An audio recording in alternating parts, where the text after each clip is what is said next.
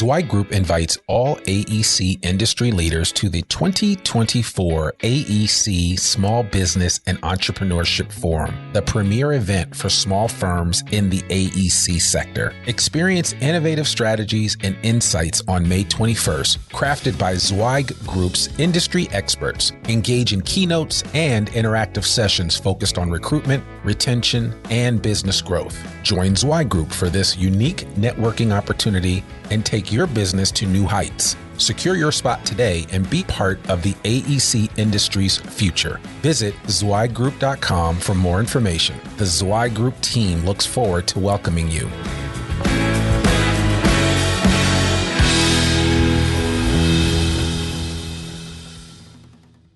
You're listening to a special edition Zweig Letter podcast, putting architectural, engineering, planning, and environmental consulting guru Mark Zweig and his team of experts straight talk in your ear. Mark has more than 30 years of experience helping AEP and environmental firms thrive, and these podcasts deliver his invaluable management, industry, client, and HR advice directly to you, free of charge. The Zweig Letter and the Zweig Letter podcasts let you develop professionally wherever you are. Hey everyone, and thank you for joining Zweig Group Media and the Zweig Letter exclusive interview series. With almost 25 years of continuous coverage of the design industry, the Zweig Letter is a constant in an ever-changing marketplace. We are bringing you some of the best and brightest minds that our industry has to offer. Today, I am pleased to welcome Will Schnier, CEO of Big Red Dog, based in Austin, Texas. Will, it's great to have you join us again. I believe this is the third time you've been on the Zweig Letter interview series.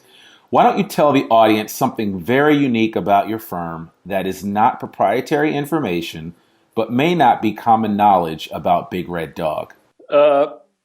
Probably the most unique aspect of our firm, and we're gonna be talking about brand building today, and culture contributes to your brand. But our firm is named after the nickname of one of our civil AutoCAD designers.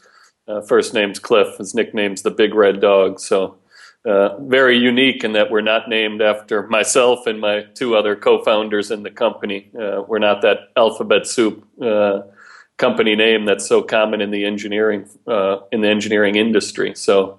That's your first nugget of the day, that we named the firm. We turned the model on its head from day one and named the firm after one of our designers rather than the founding engineers. I think that is absolutely great, and a lot of people would not realize that. So I think that's very cool. Thank you for sharing that little nugget of information.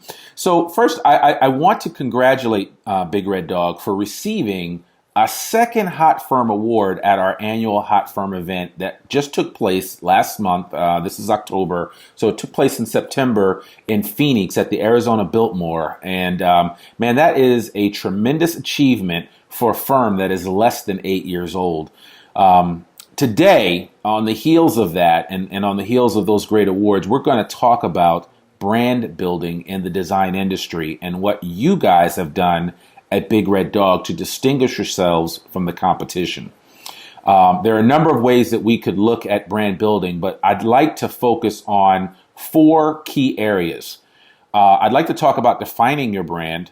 I'd like to talk about differentiating and positioning your brand, building and exposing your brand, and then we're going to try to end up with reviewing your brand. And granted, for our listening audience, this is a lot to take in. And each one of these actually could be their own interview in terms of the information that could be shared. But this is going to be more of a Cliff Note version of brand building, if you will. For those of you that were in high school at a time when you had to read Macbeth or Shakespeare or any type of Shakespeare play, you didn't want to read the whole book, you got the Cliff Note version. And so this is going to be kind of the Cliff Note version of brand building in the design industry, and I think you'll find it helpful.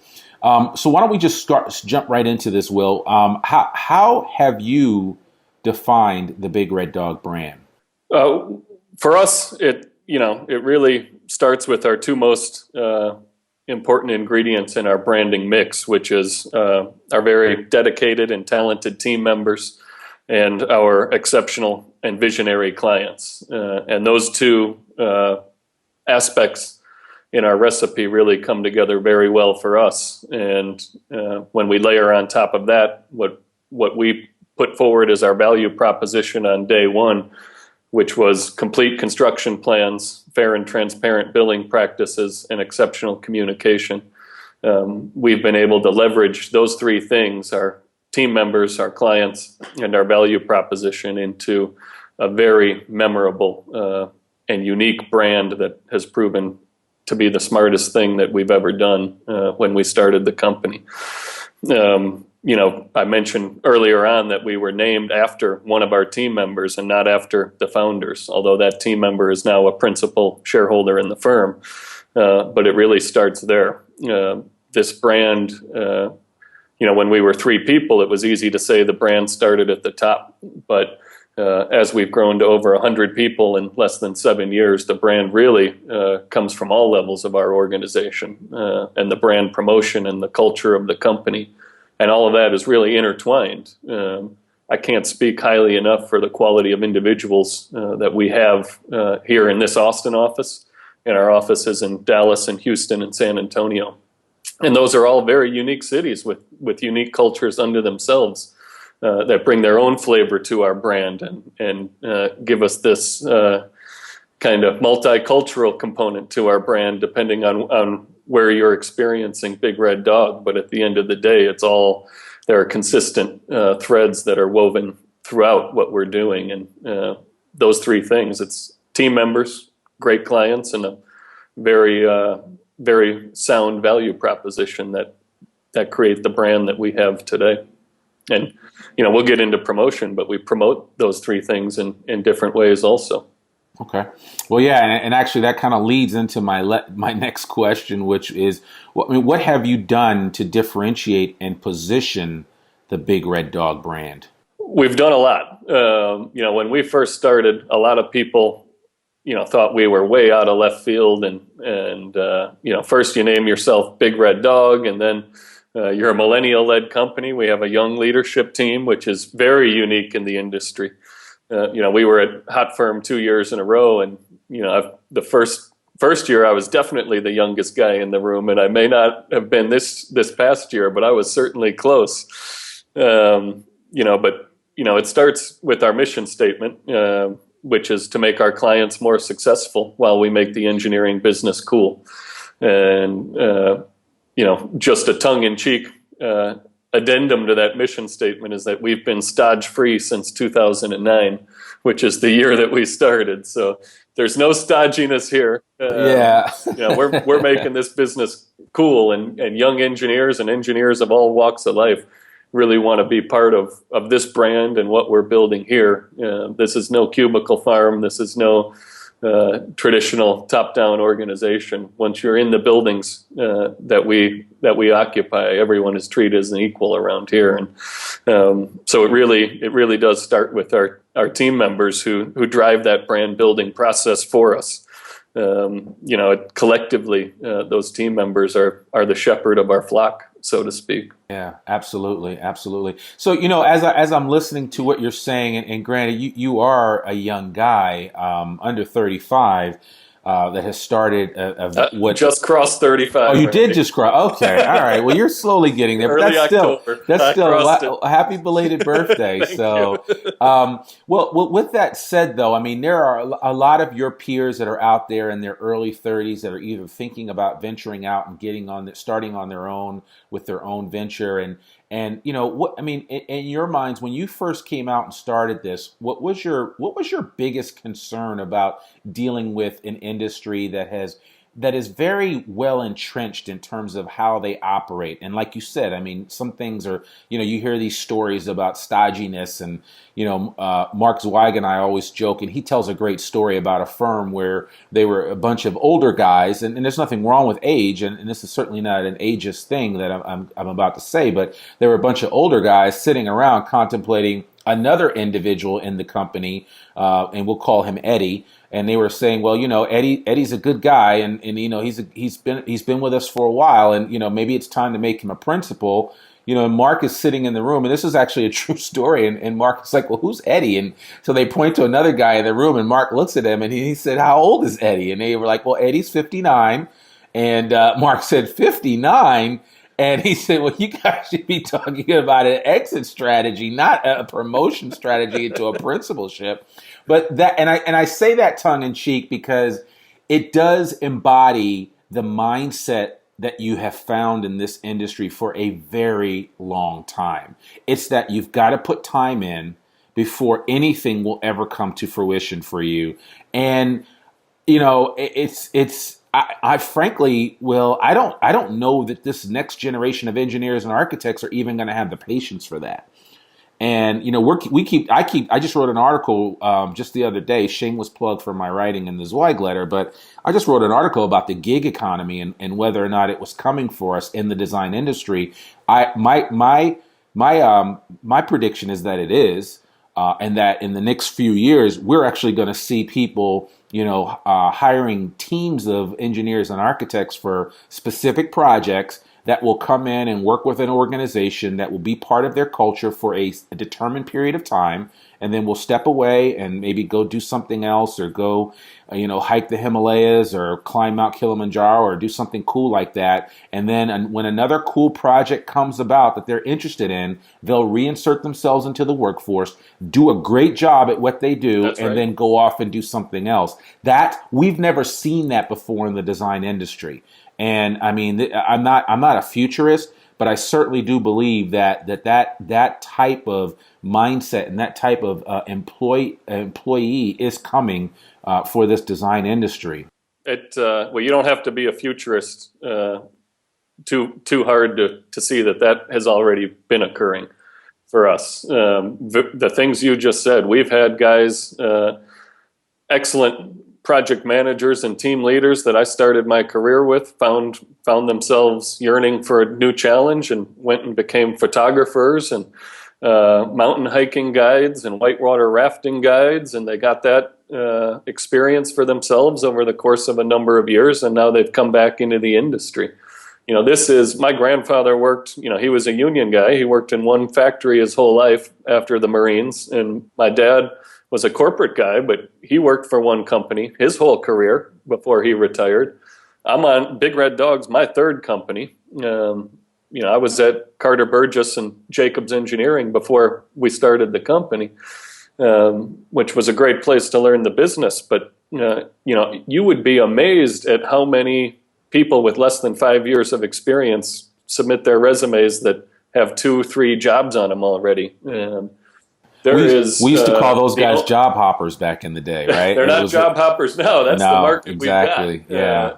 And if an employer, you know, in the case of Big Red Dog or anybody else who's in this industry is not constantly offering a challenge and an opportunity to learn and an opportunity to improve their careers and climb that career ladder, you know, this current workforce has exhibited zero loyalty in the traditional sense of the word and of the industry and of business in general. That doesn't mean that they're not incredibly talented and have the capacity to be incredibly loyal, but they need to feel like they're part of what you're doing and that they're contributing and getting rewarded for their contributions. You're not going to get a 25-year-old kid to come in out of school and work for your firm for 30 years if he doesn't see that there are opportunities and mentorship opportunities and the opportunity to have his own proteges along the line happening. That is not the future, Randy. That is very much happening today. And I'm sympathetic to it because, you know, we just talked about my age and my birthday. I'm the 1981. I'm year one of the millennial generation. Right. So I'm right there with them. You know, if this thing ever makes me feel like I'm being held down, I might get wandering eyes. I'm joking. I'm not. Yeah. No, I understand. I'll change what we're doing. Right. But, exactly. You know, if what was the famous Michael Jordan quote? I still am a child of the 80s and 90s, so Jordan's my guy.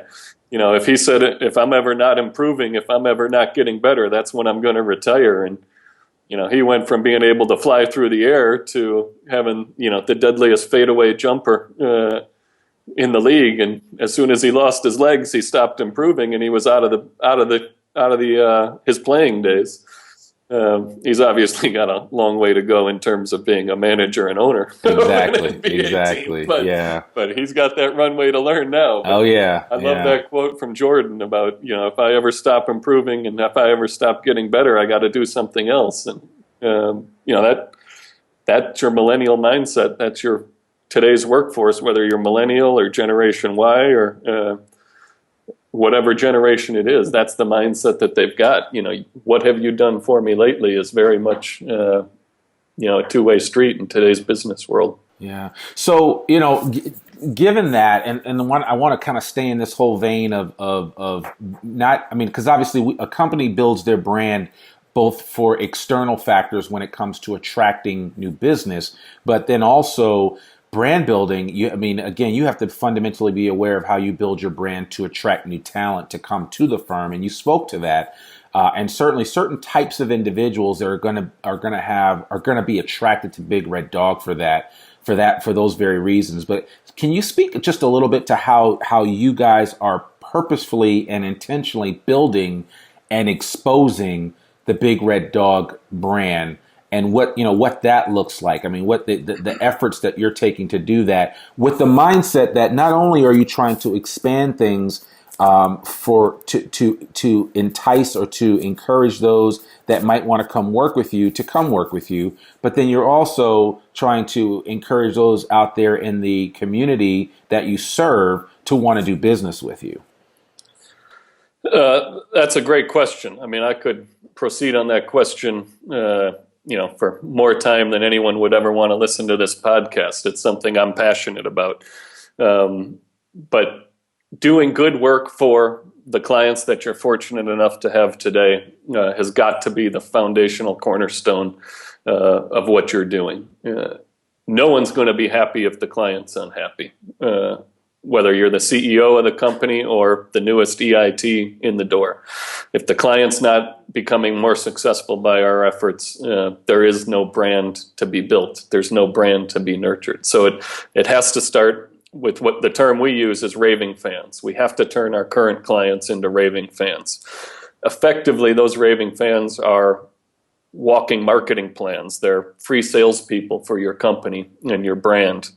And those happy clients, they become the fulcrum, so to speak, an engineering term, a physics term. Happy clients are the fulcrum on, which you place your brand building lever. The fulcrum itself doesn't do anything. But as soon as you put a lever on a fulcrum, the lever provides the leverage to take those client experiences and employment experiences to the next level and really create something that's powerful, and it becomes a snowball. It starts small, and as you roll it through the snow, it becomes bigger and bigger and bigger. It equated to a flywheel theory, which I've talked about previously internally here at Big Red Dog. You have a big old flywheel, you have to push on it slowly, and get it moving. But if you consistently are pushing on that flywheel and really get its momentum going and going and going, it'll be spinning, so incredibly fast that you take your hands off of it, and it can be spinning for days or weeks or even years. Think about your exercise bike. So that happy clients and that fulcrum and lever theory or flywheel theory, however you want to look at it, is really the cornerstone to building a brand. And our business model is designed to create those raving fan clients. And once they're happy, those raving fan clients force prospective clients and prospective employees, who we term team members rather than employees, because they very much are a team member.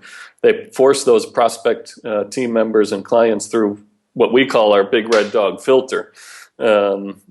And our this Big Red Dog filter, I'll tell you a little bit about it, but it's almost proprietary internal here at a Big Red Dog. So I'm not going to expose all the details. That's fine. I brought my business plan here. We got a full business plan, and about 5 or 6 pages are dedicated to that Big Red Dog filter concept. But in conceptual terms, that filter is the screen through which we want every prospective client and team member to pass before they actually meet any of our team, or before a client comes in and talks about their project. We don't want anybody to cold call us or just submit their resume because we happen to be an engineering firm who can scratch their itch. When that type of thing starts happening, you become a commodity, and the minute you're commoditized, the minute your brand starts to get diminished. In this industry, you cannot be commoditized in order to have the best people and the best clients. If you're commoditized, you compete on price, which is a race to the bottom. So we want team members and clients to know who Big Red Dog is before they meet with any one of our people, or before they come in and visit with us about a project or a job opportunity. And through that Big Red Dog filter, they know that they need to be working with us either in the capacity of a client or a team member before they hit that first point of human-to-human contact. I'll give a plug to you guys, Randy. We work with Zweig Group on a consulting basis, and Mark and Chad and Jamie Claire over there have worked wonders for us and giving me as a young CEO a lot of good guidance, and our team a lot of great feedback and ideas. But that doesn't mean we always agree, and it kind of chaps Mark when I start comparing our professional services business to a traditional widget type business. But Apple computer, I assume you're using a MacBook laptop. I see all your other people carrying around MacBooks. I got my new iPhone 7 Plus here. Your iPhone 7. Don't get a Samsung 7. No. Can't fly with that. You can't. But Apple's a hell of a company to emulate, whether you're a professional services firm or a tech firm. I'll give you a good example of that. You have your fancy iPhone. I've got my iPhone here. I've got my MacBook here. Those things are not cheap. But when you're shopping for a new computer or you're shopping for a new phone, you don't consider that there's a $500 laptop out there. You get the $3,000 Apple. You don't consider that there's a $50 flip phone out there that you can get, or a free phone you can get. You go get the $600 iPhone. That's the power of the Apple brand. The price that they charge has been removed from the equation. People want Apple because it's the best. It has a certain cachet. It gets the job done better than anything else out there. It never breaks down, doesn't catch viruses. It makes you more productive and better as a user of their product. So think about that in terms of the filter I just described. That filter that Apple has created is so powerful that people walk into an Apple store knowing that they're going to spend a lot of money on the product that they want, when they could go down to Best Buy and get you a Dell or an HP laptop for $300 or $500. They still get the MacBook, whether they pay cash or finance the thing. They're getting the best there is, and that's really boils down to what we're trying to create with this Big Red Dog filter. Prospective clients and existing clients are getting the Cadillac of the industry. Team members are getting to join the most progressive and the most fun team in the industry and get to work on those cool projects that these visionary clients of ours have that we're making more successful along the way. So it goes back to our mission statement. We're making our clients more successful while we make this business cool. And we do that through the raving fans, through the putting a lever on the fulcrum that is the raving fans, making these groups of people pass through our filter. And then it becomes a cycle, a repetitive cycle. More people pass through the filter, more clients and team members come in. The better we perform for our clients, the more raving fans, the bigger the fulcrum and lever, the wider the filter and more effective the filter. So when you talk about how to build a brand from the ground up, there are individual things you can do, but that's the global concept that we're talking about right there. And never letting up. That's the thing. Building a brand is not a 2-hour exercise around a conference table. It's not a one-day exercise or a one-week retreat. It is a constant, everyday thing, perpetual thing that just like you're running a exercise bike or flywheel, you got to constantly be pushing on that brand building process. Yeah. And I'm glad you mentioned that. Do you guys, and again, because we're all human beings here, do you ever lose steam when it comes to trying to build that brand process? Oh yeah, we're all human. We're not infallible. How do you deal with that? I would not suggest to you or be so naive as a CEO to think that 100% of our clients are walking marketing plans and raving fans. But what that is an opportunity. Your dad, my dad, my dad always had a saying, Will, you got to learn how to make good decisions. And, Dad, how do I learn how to make good decisions? You make a few bad ones and get corrected. That's what college is all about. Yeah, exactly. So, those are tremendous opportunities to use them as a teaching moment internally to our team. They're tremendous opportunities externally to admit to the client that we haven't performed the way that we told you we would, and a chance to step up and admit that the communication hasn't been what it's needed to be, that the quality of the plans haven't been what they need to be, and tell them the things that we know are true so that they don't have to tell us. They don't think that we're naive to the realities of the situation. And not only are we humans and not infallible in that regard, but we're in Austin, Texas, and Dallas, Texas, and Houston, Texas, and San Antonio, Texas. This is the hottest market in the country. There is more capital down here and more projects down here than there are engineers and developers to do it. So not only are the developers stretched thin, they don't have the resources to adequately staff their own projects, but they realize that this consultant industry, the engineers, the architects, the land planners, the landscape architects, they're equally stretched thin, and everybody's busting their hump to get things done. And there are going to be, in this market, there's 10 balls up in the air, and once in a while there's 2 or 3 sitting on the ground that you got to go back and pick up. But I tell my team all the time when they're getting worn down, we're blessed to be in this Texas market and an economy like this. These are gold-plated problems that we've worked our butt off to have, and the alternative problem is being commoditized and not having anything to do, or competing on price. And as long as you confront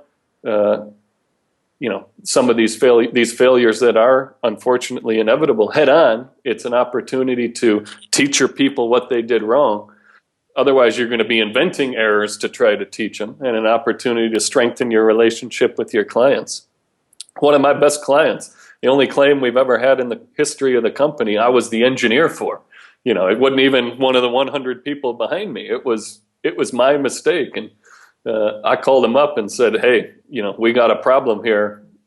This grading is not right. I got to fix it. We got to pull off the construction team, and I got to get you a new plan, and I'm going to pay for it, and we're going to work this out. And he had a consultants. He's been in this business 30 years. He had consultants screw up plans all over the place and deny it and point fingers and say it wasn't his problem.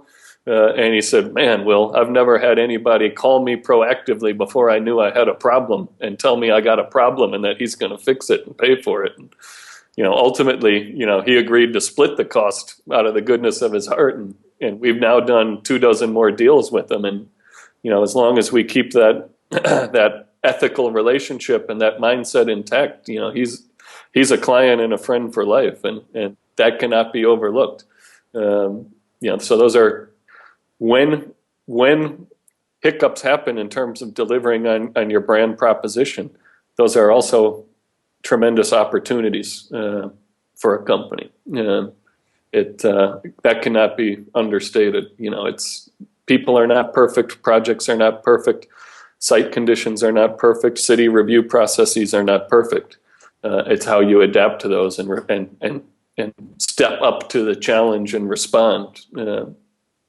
That starts to distinguish your culture and your company and ultimately what you're building as a brand. Right. Well, yeah, I mean you said a mouthful for sure. And given all of what you just described about, what you've done to build and expose the Big Red Dog brand, how do you review things that you guys are doing from a branding perspective? And how do you look at the Big Red Dog brand with an eye towards measuring the growth of the brand itself? This is a great debate internally. We would love to have financial metrics beyond top line revenue growth and profitability growth and headcount growth and client list growth. But so much of building a brand is rooted in those end numbers. I would love to have, some lower level metrics to know that the brand building is working. But at the end of the day, I'm a natural marketer myself. The top 10 people in our company are tremendous marketers and brand builders. And then the people below them do tremendous work to even, throw more fuel on the fire. But it's gut feeling. Are our clients happy for us? Are our employees and team members happy for us? Are they excited about what we're doing? What are our competitors doing to react to the success that we're having and the marketing things that we're doing and the brand building things that we're doing? And I hit on it earlier, and we talked about it in one of our previous 2 podcasts that you and I have done. We were scoffed at when we started. Social media was not used in this industry. Blogs were not used in this industry. So we're 7 years into this thing. 3-4 years ago, we started companies have blogs showing up on their websites and trying to make a go of it there. And then, 2 or 3 years ago, social media became all the rage. And now there are, engineering firms out there who employ professionals full-time in their organization to just do social media. To me, that's crazy. Yeah. Everyone in our office can have a long a way. social media account. You're all responsible for it. I don't need to employ someone separately to just play on Twitter and Facebook all day. That's not the marketing department's responsibility. Just like keeping clients happy is not, the project manager's sole responsibility. We're all responsible for these things. I think that's part of being an entrepreneurial organization is everyone is responsible for finding ways to increase our brand presence in the market and our brand awareness. So gut feeling, excitement in the industry, how competitors are changing what they're doing to keep up with us.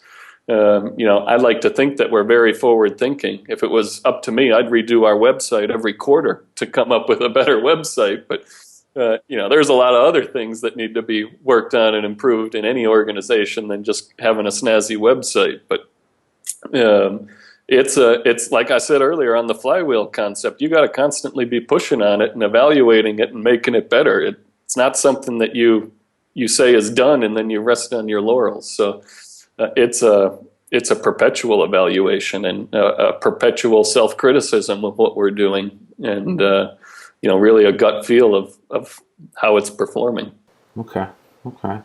Well, man, that's almost like a mini business class on branding itself. I mean, there's just so much information that you shared, and we certainly appreciate your transparency and the journey that Big Red Dog is taking to be great and to do great things, both for internally for your employees, but for your team members as well as for the clients that you work with. So we really appreciate just you sharing that, because I think it's some very helpful information.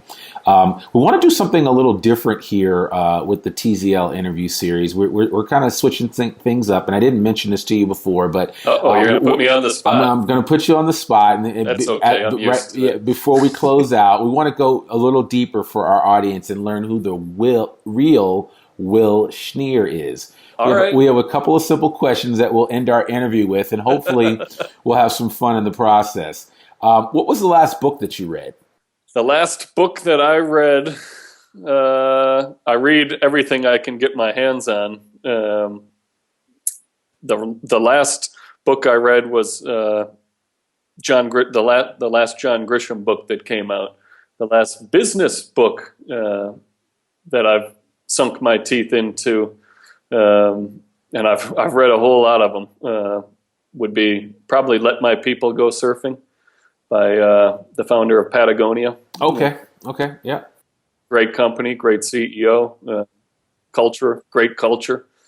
So Let My People Go Surfing.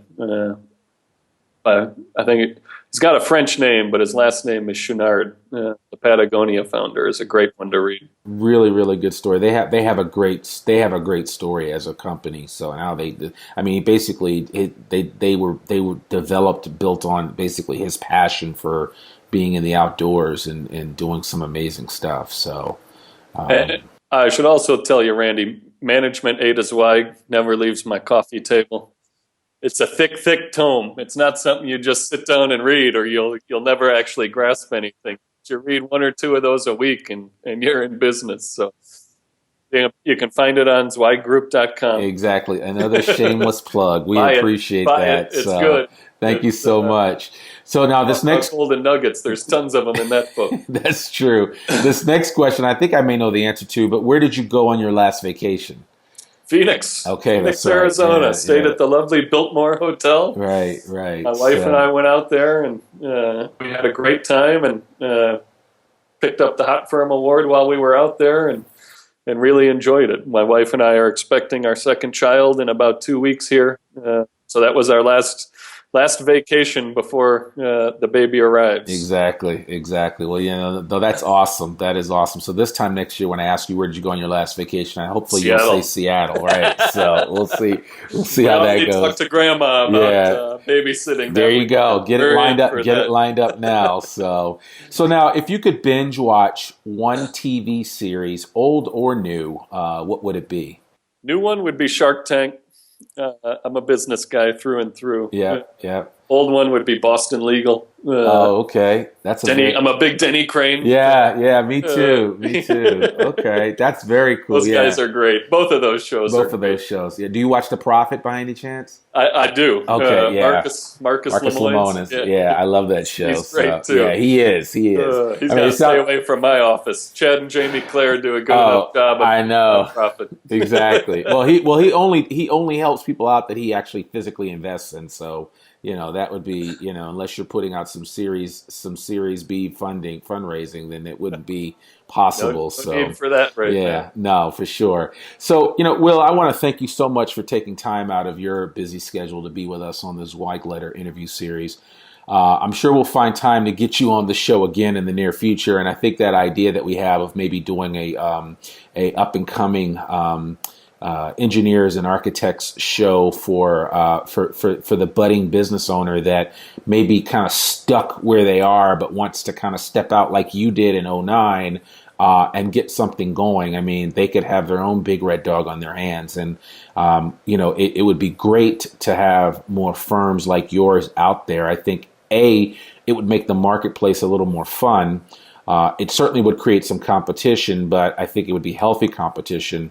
And I think some great, amazing projects would get done in the process. So we'll have to talk more about how we expand that, because while this is the third time that we've had a chance to get together, I'm sure it will not be the last. No, this is too much fun. Yeah, no. I could talk to you all day, Randy. We got to make it a series anyway. Absolutely. So, well, listen, folks, as a reminder, all Zweig Group media programs like this one are available in both podcast and video format, free for download on iTunes, Stitcher, SoundCloud, and YouTube, just to name a few places.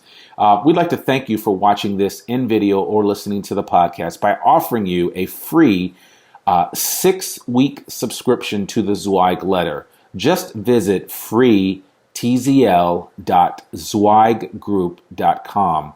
That's freetzl.zweiggroup.com. A link to all of this information will be in our show notes. And we would love it if you would share this link with a friend. And also, if you're listening to the podcast on iTunes, please give us a 5-star rating when you have a chance. I'm Randy Wilburn, and you've been listening to Zweig Group Media, part of Zweig Group. Remember, we exist to make you more successful. Bye for now. Thanks for tuning in to this special edition Zweig Letter podcast. We hope that you can apply Mark's no-holds-barred advice to your daily professional life. For a free 6-week subscription of the Zweig Letter, please visit freetzl.zweiggroup.com to gain more wisdom and inspiration, in addition to information about leadership, finance, HR, and marketing your firm. Subscribe today.